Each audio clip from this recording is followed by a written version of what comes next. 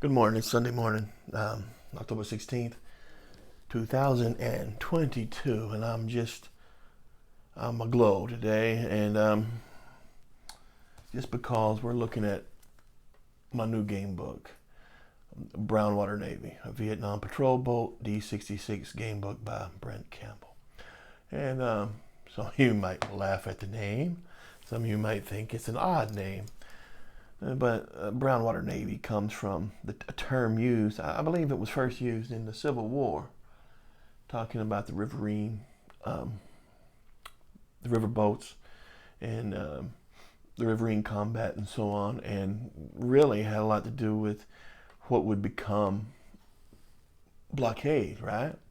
And so, over 100 years later, they there's really no, they haven't had to use a blockaded in that way in a long time, since the Civil War. And so they revived the idea of, hey, we're going to have to patrol and blockade sort of the coast, right? It started out as a patrol on the coast of the South China Sea, on the coast of the South China Sea, excuse me. And it within about a year, it moved within inland in the Mekong Delta, just because the Viet Cong and the NVA moved their movements as they were moving supplies to the Viet Cong, right? The supply routes and so on. So that's where you get the name Brownwater Navy. And to give you a good look, an example, this was my first game book. Hold it. I'm extremely proud of this one too, for different reasons. Just because within 2 weeks I had this made, and I wanted to see if I could do it. I wanted to see if I could use the D66 game book system, and I could. I could make a competent game out of it. So, but this wasn't work. This was nothing but fun. This was something that I was very interested in. Just nothing but fun. It was, well, like I said, from start to finish of the entire project, it was published in 2 weeks, which is crazy. But that's still available on Amazon, $5. This one here, it was more like work. It just kind of slow going. It was a slog, sort of. And it's based on, this is the book I first got a hold of with the D66, and it was Adam Mitchell. Adam Mitchell, without him, I wouldn't have had. This book wouldn't see the light of day. Sam Latham and Adam Mitchell, they helped me out so much with everything, and with presentation. And I'll tell you somebody else, Dave from the Centurion's Review. He play tested this game for me, and he may not think he did much, but he did a lot for me to revamp the rules and to include some things I had forgotten in the rules. I even included an entire new table because of him. I turned down the difficulty just a tad, because it's a difficult game. That type of difficulty of like a B-17 Queen of the Skies, that game right there, I always liked playing it. I never could beat it, after playing it hundreds of times. I cannot tell you how much I played that game. Never got to the 22nd mission as far as I got. So I didn't want to make it that hard, but it is a difficult game, and there will be some replayability to it. And I've used, and hold out, I came up with the rule set on my own just because I thought I needed to. I thought I needed to come up with a rule set. I used the basic skeleton rule set from General Quarters, but I did tweak it to make sense in Vietnam, right? General Quarters, you're in a submarine, and submarine in World War II, and here you're in a PCF in Vietnam. You're in a swift boat in Vietnam, so I had to tweak the rules some. But the skeleton of the rules, if you played this and liked it, you probably like this one as well. And why would I do? And it is on the swift boats in Vietnam. And Brownwater Navy is a rules light game. It's hopefully a rules light game where you are the skipper of a PFC in Vietnam. Inspired by B-17 Queen of the Skies, this book will take you through some of the most dangerous places in Vietnam and beyond. but don't expect it to be easy. The game book is fun but challenging. All you need to play this book is 2 6-sided dice, some paper, and a pencil. That's it.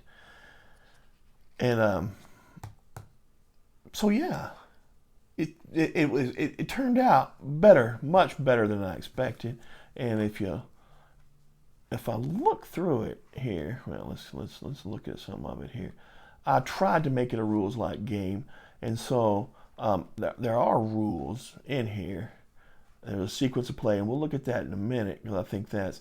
But off to Coronado, I wanted this to take you to the naval amphibious base Coronado, where you're gonna go through training, right?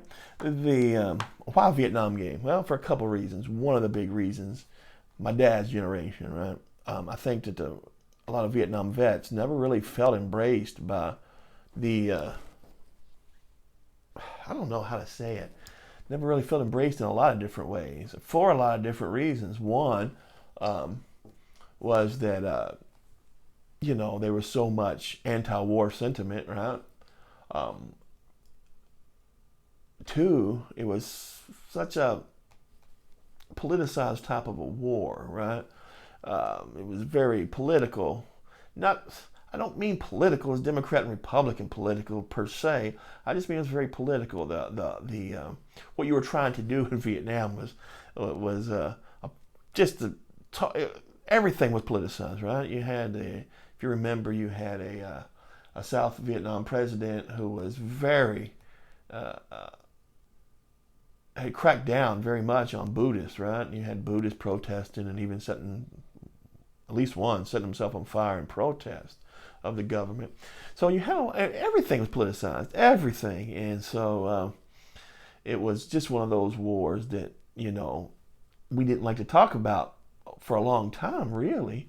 And I think a lot of the vets at least felt that they were never fully embraced by the American people. And I think that's changed, and I think it should have changed a long time ago. And I think that we do embrace the vets.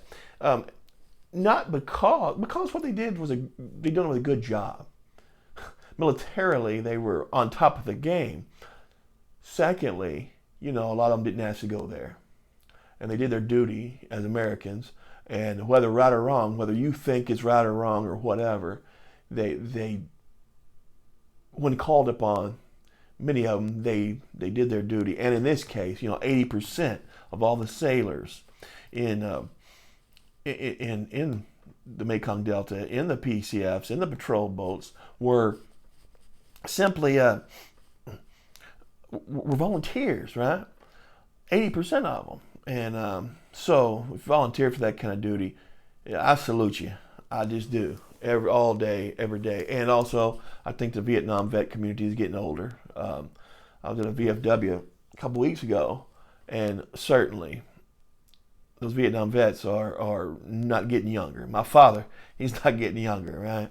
That age group's not getting younger. So, yeah, I wanted to do something that made sense along that way. I know it's still too soon for some people, but I want this to be a game that, to be fun, first of all, a fun Vietnam game, right? There's a few out there that just aren't as many as other things, but it's a rule. I'm sorry I'm rambling, but this is it. Like I said, there's the core rules. You got 3 pages, but you go to Coronado, and that's where you're rolling for most of your what you're going to be using, right? I tried to bake in training to bring those rules in, just so I wouldn't have to write more rules. I hate rule writing, not because I hate doing it. I just think that what's in my head and what's on paper is 2 different things when I talk about rules, right? That's your tour of duty, what you're going to be doing. And then you get into some of the stuff. Roll 2 dice, right? And you're going to, this turned out way better than I expected. From what I had in my head to what on paper, it's very close, right? Got some tables back here, because you will be using some tables. But I didn't put, I got my designer notes, of course. I didn't put a ton of tables in it. Like hold out, I had a ton of tables back here, just a ton if I can find them. There we go. I have they're small tables, but there's a lot of them. I tried not to have as many tables in Brownwater Navy. And there it is, $6 on Amazon. Again, I'm not making a lot of money on this. I just do it for the hobby. I think we got a beautiful hobby. You know, everybody within the wargaming hobby, you've got people of different political stripes, different cultural stripes. I think all that's great, right? You need a diversity of everything. And this, I just want to add to it, and this hopefully you will enjoy. I did enjoy it, and I got another game in the works from this. It's going to be different. That came as a spinoff of this because I wanted to put a mini game in here and I couldn't get it right. So I will have a game out sooner than later. To be honest with you, another game out. So that's it. And I couldn't be happier. I'm pleased as punch. I'm proud of that game. And thank you, Adam Mitchell. Thank you, Sam Latham, and thank you, Dave from the Centurion's Review. David Lent from the Centurion's Review. I appreciate all y'all very much. And if you like General Quarters, you should like this. If you like this, you should like any of Adam C. Mitchell's game books. They're well done. And don't forget, you can always get Holdout. It's a $5 one. So if you want to look at it's bigger than Holdout, and it's the same size as General Quarters and comparable in page count. So yeah, that's it. I'm rambling. I've talked way too long. Go get it. Enjoy it. Hopefully you'll enjoy it. Hopefully you won't find anything else wrong with it. But it is what it is. And I've had a ball doing it. And I thank everybody who watches this channel. And I thank everybody who,